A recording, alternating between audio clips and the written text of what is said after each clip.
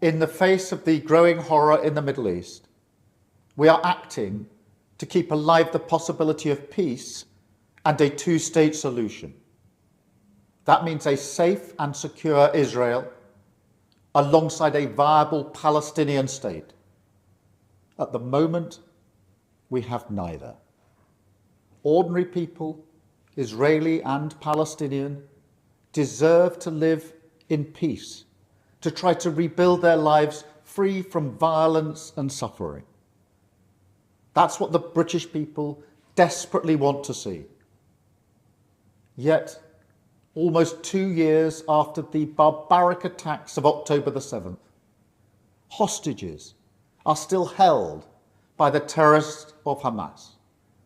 Recent images show the hostages suffering and emaciated. Hamas even refuse to release all the bodies of the dead. I have met British families of the hostages.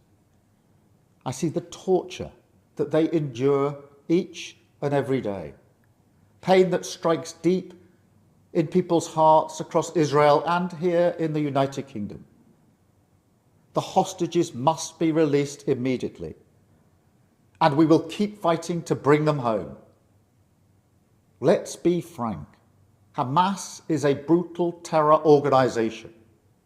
Our call for a genuine two-state solution is the exact opposite of their hateful vision. So we are clear. This solution is not a reward for Hamas, because it means Hamas can have no future, no role in government, no role in security. We have already prescribed and sanctioned Hamas, and we will go further. I have directed work to sanction other Hamas figures in the coming weeks. Meanwhile, the man-made humanitarian crisis in Gaza reaches new depths.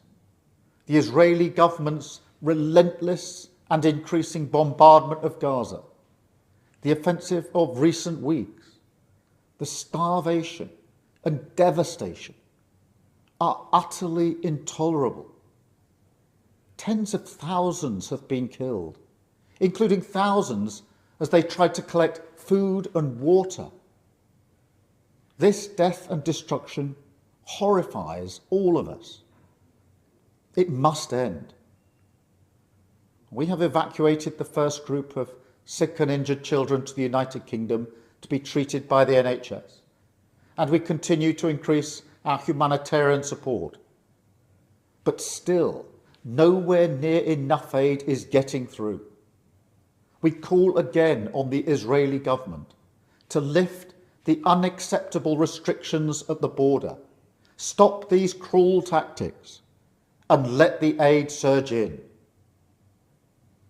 With the actions of Hamas, the Israeli government escalating the conflict, and settlement building being accelerated in the West Bank, the hope of a two-state solution is fading.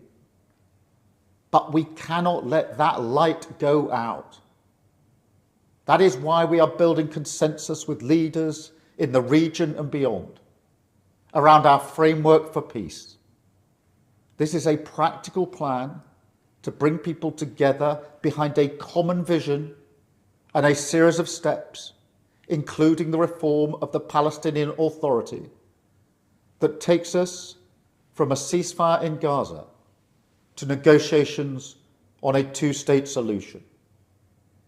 We will keep driving this forward. As part of this effort, I set out in July the terms upon which we would act in line with our manifesto to recognise Palestinian statehood. That moment has now arrived. So today, to revive the hope of peace and a two-state solution, I state clearly, as Prime Minister of this great country, that the United Kingdom formally recognises the State of Palestine.